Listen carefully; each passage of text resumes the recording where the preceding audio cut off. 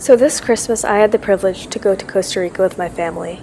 I flew out of O'Hare Airport, which was absolutely insane, but I was happy to get out of Chicago before the polar vortex would set in a week later, and travel would be mostly postponed or canceled. To be perfectly honest, I wasn't totally looking forward to the vacation. Sometimes my family can be a bit high maintenance, and traveling in a large group can be tiring. I'm used to traveling on my own and living on my own schedule, but none of that mattered when I got off the plane at San Jose Airport, even though the trip was more wellness-based than I would have liked. But my grandmother is getting older and she can't walk as well as she used to be able to. I'm usually more of a hostel sleeping, talking to locals and other travelers kind of person. The difference is that I never would have had a moment like this one. When we were up in Colorado, up in Estes Park, George and I were sitting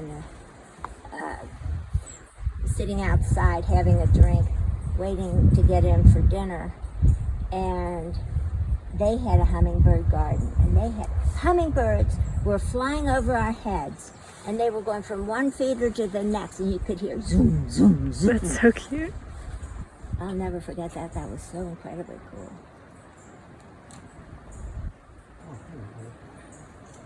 And it made me realize, even though I wasn't spending my short vacation how I might have chosen, any excuse to do something incredible with the people who made me possible is absolutely worth it. No matter how many times they make you roll your eyes or make you need to take a moment to yourself. And you pave your path along the way. My aunt organized this incredible hike near the hotel we stayed at. We got to see 3 waterfalls, which were absolutely stunning, but by far the best part was getting to them. The guide, a local named Danielle, led us up mountains, down mountains. At one point we had to sneak around a barbed wire fence or fall into the valley below.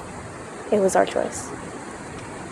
And Danielle seemed to know everything. He told us about the trees and the animals, the flowers, the fig trees that would someday crush the giant palms and create a whole urban system for the insects and animals that live here. A big one can accumulate almost a liter of water. So when it's raining a lot, like 3 days in a row and it starts getting windy, we don't recommend people.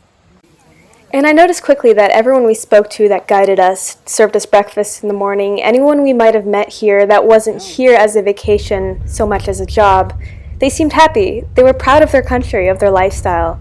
And of course, that is how it should be. But for a country whose main economy is tourism, specifically catering to American tourists, I could see myself grow bitter and resentful if I were in one of their shoes. But instead, they were thrilled to share this incredible place with anyone who was interested. We rode in 3 buses, and each of the drivers at some moments pulled over to catch the iguanas in the trees, or the macaws, or even the cows. We never asked them to, but I'm so glad that they did, because they wanted to share the beauty of this country with us, and it was all beautiful. The best parts of the trip were always when we left the hotel. Not to sound ungrateful, of course. The places we stayed were very nice, but they were also very curated. Of the lengthy dinner menu, maybe 2 items were authentic to Costa Rica.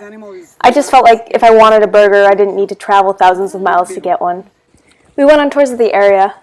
Once we hiked partially up the volcano that always seemed to loom overhead. And we got to see a chocolate and coffee plantation and took a tour of its production cycle. Green past yellow to brown color. Yellow to red, sorry. Look at this. Look at this. One more time, slow motion. Wow. I got to try raw cacao seed, which felt like raw chicken between my fingers, which was kind of gross, but it had a sweet taste. For 5 minutes? It's for 5 minutes, yes, together, and then we press it. Oh, wow.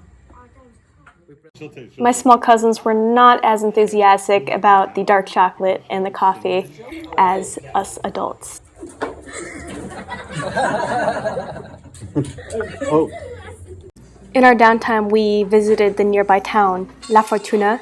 They had this really incredible chocolate shop with coffee and ice cream and croissants. This is how we spent Christmas Eve this year, gathered around a large table at a beautiful restaurant on top of a pool. My father even brought small gift bags to hand out, which were small survival kits, because he is the way that he is. And even though your family gets on your nerves sometimes, traveling to new places and experiencing other cultures always has a way of reminding you that your friends and your family are always waiting for you when you get back. And that's what traveling is really about.